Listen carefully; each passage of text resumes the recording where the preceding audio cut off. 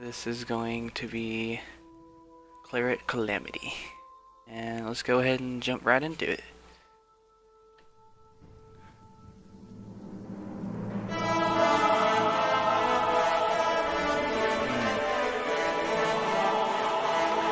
hate to leave my sister behind, but I cannot force her into something without her consent. Therefore, I leave her in her room until I can return, when Fortigi is dead. I must return to Cassandra. I had reached the inside of the Colosseum and was searching the halls for her. Finally, I saw her in the distance. Accompanying her was King Fortigi and several advisors. They were heading towards the stairs. The ceremony was about to commence. I slowly walk up to them. My king, I bow. Ah, you must be Attilio Shaylee. Forget already how that's pronounced. My bad, guys. I'm sorry. Cassandra has been talking all about her mystery date, he laughs. I am sure she has. So, Attilio, are you joining us? I am, Your Majesty. I cannot wait for her crowning. She deserves it for sure. Indeed she does. I guess. Assassins are an unruly sort that need to be wiped out. I'm glad she was able to kill him. King, you give us a little hint on what is in store? Cassandra asked.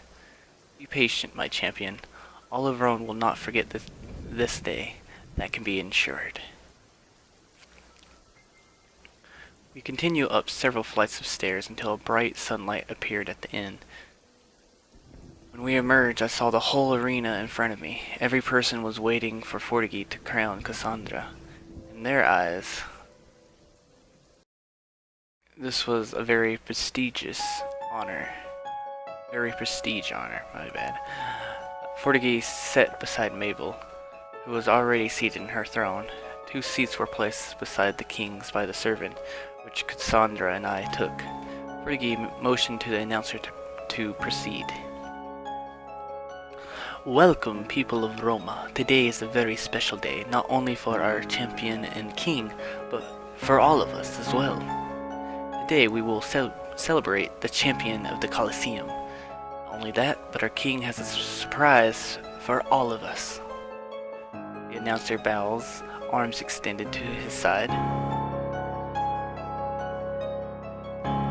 King Fortigi walks past the announcer and stands on the edge of the balcony, raising his hands in arrogance as he feeds off the cries of the crowd. Yes, my citizens, today we do celebrate our champion for her bravery and might. She has earned her freedom. She fought valiantly, not violently, and slain the wretched assassin in honor of Rome, its king, and its king. Now let the ceremony begin. Without warning, the Colosseum began to creak loudly as arena walls started to move. A few made ramps, the others fell flat on the ground. The bleachers split apart and servants run out of them, carrying tables and chairs, which they set up on the stone platforms. The king tossed several handfuls of small objects into the sand. Shortly after, plant life began springing out. From short, dewy grasses to tall, fruit-bearing trees. Then a big shade fell over the Colosseum. A giant canvas had unfolded from the top of the Colosseum. Next, water started to drizzle into the arena and, rising from the ground, created ponds and streams around the stone platforms and plants. The king has performed magic in front of his audience, although I knew it was just an illusion to make him seem like a god. Take a seat. I have given you Paradiso. Enjoy, Fortigi announced. The people began walking down the ramps into the manufactured paradise their king had made for them. Servants began to hand out meals. Fortigi motioned to Mabel, Cassandra, and I to join him at the balcony. When we all walked onto the balcony, it slowly began to fall to the ground, as if we were descended from the heaven. He led us to a reserved table where we each took our place. Servants brought us a bouquet of foods. Fortigi did not waste time and began to tear his meat from the bone, and then the rest of us began to feast. After a few minutes of eating, Fortigi stood up, raising his goblet. A toast to our champion, and to Rome, another victory in which will immortalize us in the etches of time. With the assassin Grandmaster dead, we can all rejoice in safety. My fellow Romans, please give a round of applause for Cassandra. Spectators began to cheer and clap for Cassandra as she rose from her chair, embracing the victory with a knowing smile. Fortigi grabbed her gently by the arm and brought her to the middle of the arena where a stone fountain appeared, spewing out a red liquid. He dipped his cup into it and presented it to Cassandra. Cassandra, in honor of your valor and bravery in combat, and for your skilled victory over an assassin, he says as the servant brings him a small silver crown of thorns, I would like to crown you champion of the Colosseum. He softly places the crown on her head. Now drink from the ceremonial fountain from where the blood of the fallen has been placed. This will ensure fortuna, forza e abilità in future combat. Cassandra hesitantly drinks from the cup, struggling to stomach the blood. When she finishes, the crowd roars in praise. She raises her hand in triumph as Fortigi walks over to his throne. As he sits, Mabel whispers something in his ear. He smiles devilishly.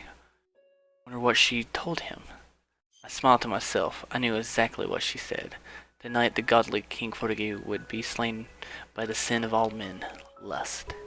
Now all I had to do is wait. Several hours passed before the ceremony ended and people began to leave. When everyone had exited the arena, the Colosseum reassembled to its former state. Plants shrunk back to the ground, the water was drained, the walls stood erect once more, and the canvas folded back into its previous position. Everything vanished in a matter of minutes. Cassandra and I walked gingerly back to our hideout, where we celebrated in our own way. Time to bring out the whiskey and wine, Cassandra shouts in pure enjoyment. She kicks open the door of the building and rushes to a cabinet, grabbing a bottle of whiskey and a bottle of wine. She tosses the whiskey to me. Loosen up, drink, she entices me. I don't know if we should celebrate so soon, I say regrettably. Why not? You got your sister on your side, didn't you? Yes, but I still got a bad feeling. Oh, you worrywart. Stop acting like an assassin and enjoy yourself for once. She pops open her wine and takes a sip from it. I pop open mine and take a swig of whiskey. The warm liquid travels down my throat, and after a few more drinks, I begin to loosen up and enjoy the moment. Maybe a little too much. Not sure why I put the comments there. As we began to dance around and sing like fools at a bar, tripping over ourselves as we tried to walk. We eventually made it to the bedroom, where I stumbled over my own foot and fell onto the bed.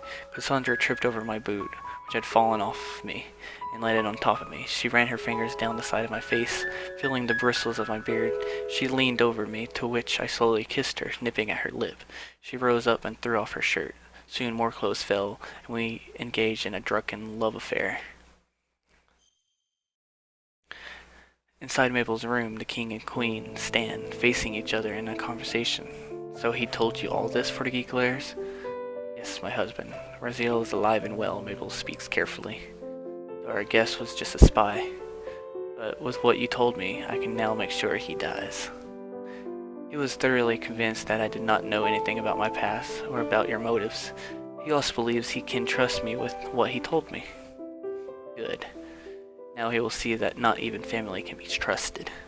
Fortigi, please, let him think he has won. Wait until morning to have the guards bring him in. She grins satisfyingly. I love the way you think, my queen, Fortigi laughs maniacally. That morning we were awoken by the light of daybreak. I woke up first and gently slid Cassandra's arm off my chest. I rose up to the side of the bed, rubbing my eyes. I quietly put my clothes back on. Santo Spirito, what happened last night? I cringed at a headache from my hangover. Raziel, Cassandra yawned and sat up, stretching her arms. Yeah, I think so too. I rubbed my forehead, trying to get the pain to go away. I'm sorry, I didn't mean to, she says quietly. It is okay, we were both drunk. But I was... Details, I smiled comfortably.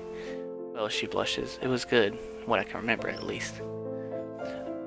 I chuckled softly. Truth was, I regretted what we did. I know Amelia would be disgusted and ashamed by my actions, which pains me even more. I have to visit a church, I grumble. Why now? Cassandra asks. I need to seek out a priest for some guidance. You're a Christian? I did not know assassins were religious.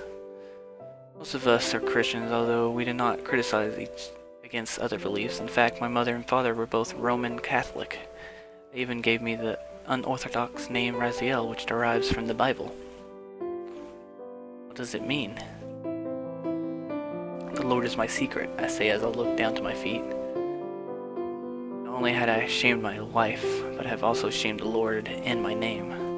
I had disgraced the very meaning of my name. There are tempting things in our lives, things that would be considered sins. That person must be strong. That is simply a test of their dedication to the Lord and His teachings. That is an interesting name. I have not heard anyone else with the name Raziel, she laughs. We both start toward the door. I allow her to exit first, and then followed behind. We walk lazily to the kitchen, and then we were both attacked in the head, cuffed, covered by sacks, and then tossed into a carriage. I woke up hazily, noticing that I could not see a thing. I knew we were traveling because of the rock in the carriage. I moaned for the pain that was beating on my head. Great, my headache is worse. I felt Cassandra wake up and nudged her. Are you okay? Yeah, I think so, she groans. What happened? I do not know, but whatever is happening, it is not good. We were ambushed. How did they find out about Il Duo Solitario? I am asking myself that, I say grimly, for there was only one other person that could have known about the hideout. We eventually stopped and were dragged out of the carriage, each grabbed by two brawny strangers. I hear the clattering of their armor, which means they were soldiers. But of which army? After a few minutes of walking, they threw us to the cold, moist floor. Then I hear heels. The clattering of armor faded as the sound of her heels grew louder. Next we were both unmasked. When I look up, I see Mabel, standing with a sword in her hand. Mabel, why are you doing this? I thought you wanted out. I thought you cared about Mother. What happened? I yell in anger. Foolish brother. Did you honestly think I did not know about my own past? Raphaelius and his son, King Fortigi, did not lie to me. They told me what they had done, and I accepted it. I did as I was told, but not against my will. I chose to assassinate your family. It hurts me to kill children, but not to take them away from my own brother. You're weak. Our whole family had been weak. You hide in the shadows and wait for an opportunity to strike. Whereas the Borgia take action and give themselves opportunity. I'm only choosing that side that I know will win the war between Templars and Assassins. Sister, I cannot believe you would be this selfish or ignorant, I say remorsefully. Too bad for you, she laughs. I'm not here to kill you, yet. Fortigi has been occupied by other matters and wants me to wait, so he can see your face when you die, she laughs. You regret this, bitch, Cassandra lashes out. Mabel swings her sword across the cheek of Cassandra, causing blood to trickle down her chin. You are a lucky thief. My husband wants you alive to see the assassin killed. For your failure to do so back at the Colosseum. Then he will have the guards have their way with you before he finishes you. She snickers as she turns and walks out of the dungeon. We both look at each other in disbelief. I was betrayed by my own sister, locked in a dungeon with an ally that had been dragged into this mess because of me. And now we are under the mercy of King Fortigi. Worse, though, we could not fight back. And soon would be put to death by Fortigi. He wanted to make sure the deed was done this time. All we could do now was wait.